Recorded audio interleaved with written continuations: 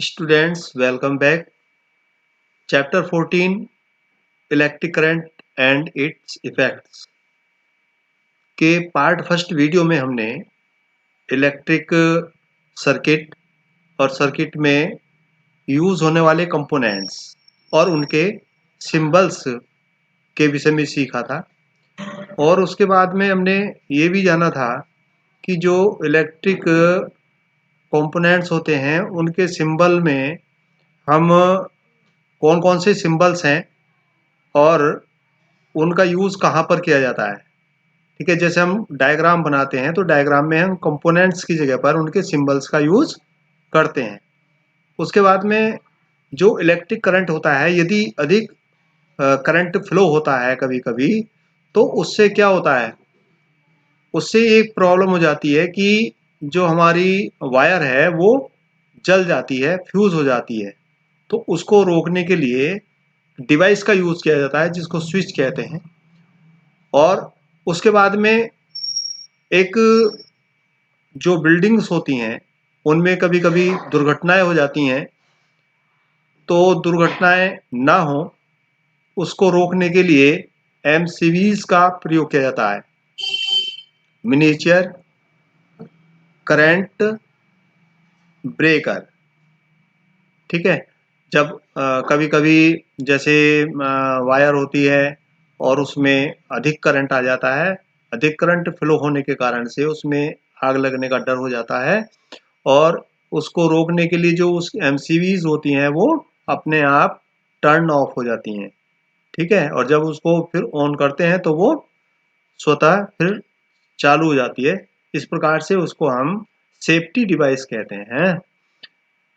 तो उसके बाद में हमने heating effect of electric current पढ़ा, जिसमें इलेक्ट्रिक आपकी प्रेस है जिसको आयरन प्रेस बोलते हैं, और गीज़र है।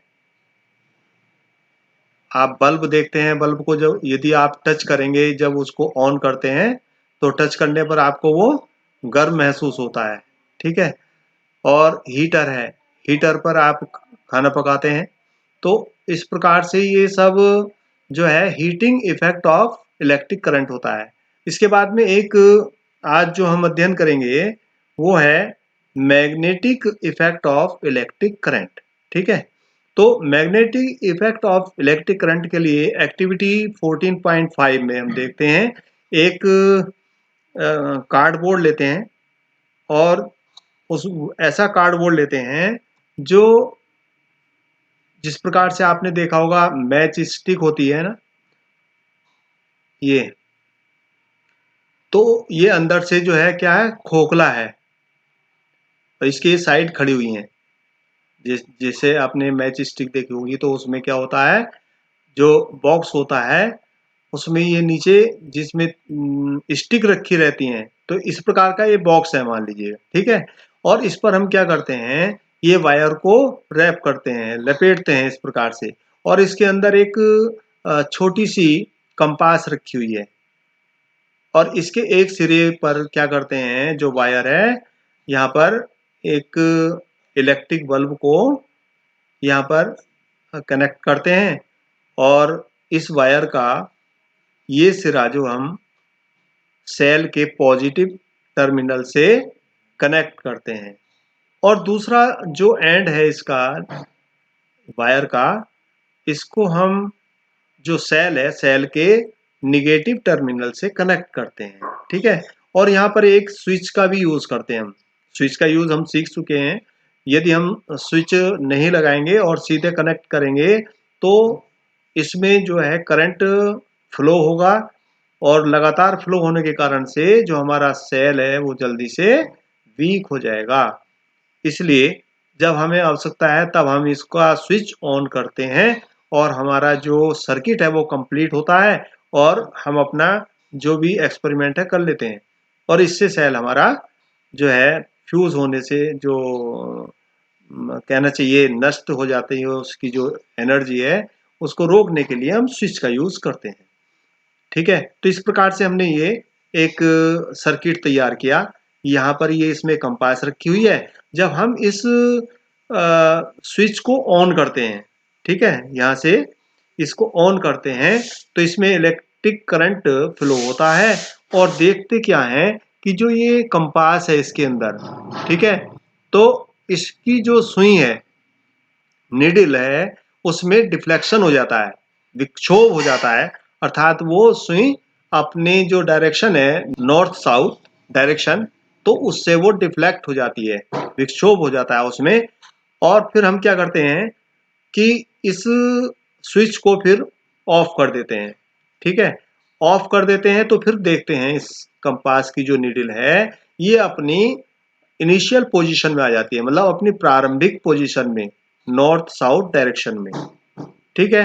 फिर इसी प्रकार से फिर हम देखते हैं एक बार इसको स्विच ऑन करते हैं, तो स्विच ऑन करते ही जब इसमें इलेक्ट्रिक करंट फ्लो होता है तो ये जो कंपास है, कंपास की जो नीडल है फिर इसमें डिफ्लेक्शन हो जाता है, ठीक है, मतलब नॉर्थ साउथ डायरेक्शन से ये सुई हट जाती है।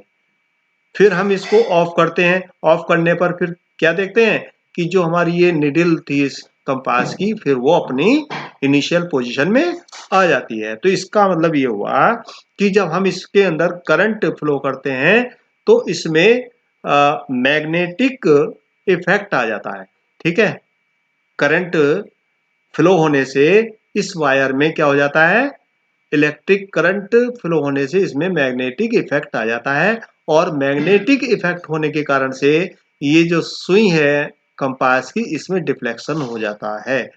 और ये जो क्षेत्र है इसका जहां पर वायर है यहां पर मैग्नेटिक फील्ड क्रिएट हो जाता है, मैग्नेटिक फील्ड, ठीक है। तो इससे हम ये कह सकते हैं कि जब इलेक्ट्रिक करंट किसी वायर से फ्लो होता है तो वहां पर मैग्नेटिक इफेक्ट होता है, मतलब मैग्नेटिक एक तरह से वहां पर एरिया भी कह सकते हैं, मैग्नेटिक फील्ड तैयार हो जाता है। तो इसमें एक साइंटिस्ट हुए, तो साइंटिस्ट हैंस क्रिश्चियन ओरेस्टेड ने ये देखा कि he was the first person, वो एक पहले व्यक्ति थे जिसने ये नोटिस किया कि deflection of compass needle every time the current was passed through the wire. जब हम मतलब जब भी उस वायर में इलेक्ट्रिक करंट फ्लो करते हैं एवरी टाइम, उसमें करंट जब फ्लो होता है तो डिफ्लेक्शन होता है। जो हमारी कंपास है, कंपास में डिफ्लेक्शन कब होता है, जब भी हम उस सर्किट में इलेक्ट्रिक करंट फ्लो करते हैं, ठीक है। तो so when electric current passes through a wire it behaves like a magnet. जब हम इलेक्ट्रिक करंट किसी वायर में फ्लो करते हैं तो वो किस तरह कार्य करती है, एक मैग्नेट की तरह से कार्य करती है। तो this is the magnetic effect of electric current, ठीक है। कहने का मतलब ये हुआ जब हम किसी वायर में इलेक्ट्रिक करंट पास करते हैं तो वो एक मैग्नेट की तरह से कार्य करती है, और इसी को हम magnetic effect of electric current कहते हैं, ठीक है। अब इसके बाद में हम सीखते हैं कि हम इसको इलेक्ट्रोमैग्नेट होती है। इलेक्ट्रोमैग्नेट का मतलब यह है कि जब हम किसी मैग्नेट में इलेक्ट्रिक करंट फ्लो करते हैं तो वो एक मैग्नेट की तरह से कार्य करती है, तो हम उसको क्या कहते हैं, इलेक्ट्रोमैग्नेट। तो देखिए हम एक इलेक्ट्रोमैग्नेट तैयार करते हैं एक्टिविटी 14.6 में। देखते हैं एक 75 centimetre long piece of insulated plastic और क्लॉथ कवर्ड और enameled flexible wire and an iron nail, say about 6 to 10 centimetre long. क्या करते हैं, एक 75 सेंटीमीटर लॉन्ग पीस लेते हैं वायर का जो प्लास्टिक या क्लॉथ कवर्ड होती है, ठीक है, और एक नेल लेते हैं जिसकी लेंथ 6 से 10 सेंटीमीटर लॉन्ग हो, और wind the wire tightly around the nail in the form of a coil. Connect the free ends of the wire to the terminals of a cell through a switch as shown in figure 14.19. देखिए यहाँ पर ये दिखाया गया है हम किस प्रकार से इलेक्ट्रोमैग्नेट तैयार कर सकते हैं। ये एक हमने नेल ली, इसकी जो लेंथ है वो लगभग 6 से 10 सेंटीमीटर हम ले सकते हैं, और ये वायर है, इसकी लेंथ बताई 75 सेंटीमीटर, ठीक सेंटीमीटर। और यहाँ पर हमने स्विच का यूज किया है, ये स्विच, और यहाँ पर ये सेल लगाया है, ठीक है।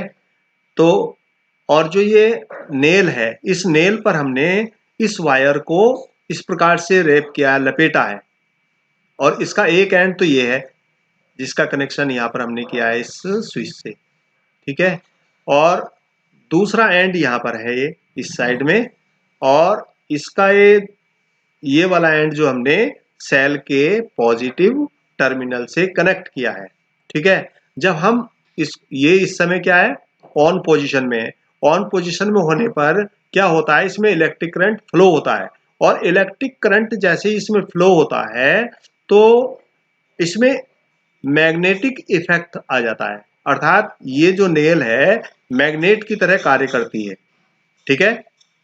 और पता कैसे लगेगा कि ये मैग्नेट की तरह कार्य कर रही है, हम इसके पास में जो ऑल पिन्स होती हैं, आपने देखा होगा स्टील की ऑल पिन्स होती हैं, तो उसको हम इसके पास लाते हैं तो ये इससे क्या हो जाती हैं, अट्रैक्ट हो जाती हैं, ठीक है। और यदि हम इसका ये करंट यहाँ से ऑफ कर दें, स्विच ऑफ कर दें, तो फिर ये जो नेल्स हैं इससे हट जाती हैं। इसका मतलब क्या हुआ कि जो ये नेल है इस समय जब इसमें इलेक्ट्रिक करंट फ्लो होता है तो इसमें ये मैग्नेट की तरह से कार्य करती है, और मैग्नेट की तरह से कार्य करने के कारण ये जो पिन है इनको ये अट्रैक्ट कर लेती है, ठीक है। लेकिन इसको हम बड़े रूप में बना सकते हैं, इसकी पावर अधिक कर सकते हैं। अधिक पावर बनाने के लिए करने के लिए हम क्या करेंगे, एक तो इस वायर की जो मोटाई है वो मोटाई अधिक होगी, और दूसरा ये जो हमारी ये नेल है इसकी जो लेंथ है और इसकी जो मोटाई है तो उसकी भी मात्रा अधिक होगी, तो इसमें जो मैग्नेटिक इफेक्ट होगा, मैग्नेटिक पावर होगी वो अधिक हो जाएगी, ठीक है। तो इस प्रकार से हम इसकी जो पावर है पावर को चेंज कर सकते हैं। अगर कम करनी है पावर तो इसके जो ये लपेटे हैं, जो बार बार लपेटा गया है, तो इसकी जो लपेटे हैं वो कम कर देंगे, ठीक है। और इसको और शक्तिशाली बनाना है तो इस पर और अधिक लपेटे कर देंगे, तो इसमें वो मैग्नेटिक पावर जो है बढ़ जाएगी, ठीक है। तो ये एक इलेक्ट्रोमैग्नेट है बनाने की हमने विधि सीखी है, और इसको हम अपने घर में भी बना सकते हैं। आप इसका यूज कर सकते हैं इलेक्ट्रोमैग्नेट बना करके, और अपना प्रैक्टिकल कर सकते हैं, एक्टिविटी कर सकते हैं, ठीक है। आपने देखा होगा ये यूज कहाँ कहाँ होती है इलेक्ट्रोमैग्नेट। तो सबसे पहले एक ये एग्जाम्पल है आपका 14.5 में इलेक्ट्रिक बेल, ठीक है। तो इलेक्ट्रिक बेल में क्या होता है, आप यहाँ पर देखें थोड़ा सा, ये यहाँ पर ये एक सेल है, दो सेल लगे हुए हैं, ठीक है। और इसकी पावर बढ़ाने के लिए मैंने अभी बताया था कि जो सेल है सेल की संख्या भी बढ़ा सकते हैं हम, सेल की संख्या बढ़ाते हैं, और इसकी जो ये कोयल बनाई गई है तो इस कोयल की संख्या भी बढ़ा सकते हैं, और इसमें जो लपेट किए गए हैं वायर के इसकी संख्या भी बढ़ा सकते हैं। इस तरह से जो मैग्नेट है उसकी पावर बढ़ जाएगी। अब क्या क्या है इसमें, यहाँ पर ये जो मैग्नेट बनाई गई हैं इलेक्ट्रोमैग्नेट, तो उस पर ये वायर को लपेटा गया है ऐसे करके, ठीक है। तो इसका एक एंड तो यहाँ पर आता है, ये वायर है, और इस वायर का ये एंड जो है हमने इस सेल से कनेक्ट किया है, ठीक है। इसमें दो सेल का यूज किया जा रहा है, एक ये है और एक ये, और ये यहाँ पर इस जो स्क्रू है, स्क्रू से इसका कनेक्ट किया गया है, ठीक है। और जो दूसरा ये एंड है वायर का, वो यहाँ पर ये जो इसको आर्मेचर बोलते हैं, इससे कनेक्ट किया गया है। तो होता क्या है, और ये जो यहाँ पर ये इसको हैमर बोलते हैं, ठीक है। ये स्प्रिंग है यहाँ पर, और ये गोंग है। जैसे आपने देखा होगा आपकी जो साइकिल होती है, साइकिल की घंटी होती है, तो उस पर ये कटोरी सी होती है ना, तो ये इस प्रकार की चीज है। और ये यहाँ पर हथौड़ी जैसे होती है, इस प्रकार से ये फंक्शन करती है अपना। तो जब हम इसका स्विच ऑन करते हैं, ये स्विच लगा हुआ है, तो स्विच जैसे ही ऑन करते हैं तो इसमें इलेक्ट्रिक करंट फ्लो होता है। इलेक्ट्रिक करंट फ्लो होने के कारण से ये जो मैग्नेट है ना, ये इलेक्ट्रोमैग्नेट की तरह से कार्य करती है। और जब ये इलेक्ट्रोमैग्नेट की तरह से कार्य करती है, तो ये जो आर्मेचर है, ये इससे अट्रैक्ट होता है, मैग्नेट से। मैग्नेट अपनी ओर इसको अट्रैक्ट करेगी, और अट्रैक्ट करेगी तो ये जो हैमर है, ये इस गोंग पर स्ट्राइक करती है, इस पर टकराती है, और रिंगिंग साउंड हमें सुनाई देती है। अब देखिएगा, ये यहाँ से इधर अट्रैक्ट हुई, तो यहाँ पर क्या हो गया, ये स्पेस हो गया, है ना। ये जो स्क्रू है, स्क्रू के और इसके बीच में यहाँ पर क्या हो जाता है, स्पेस हो जाता है। और स्पेस होने के कारण से इसका जो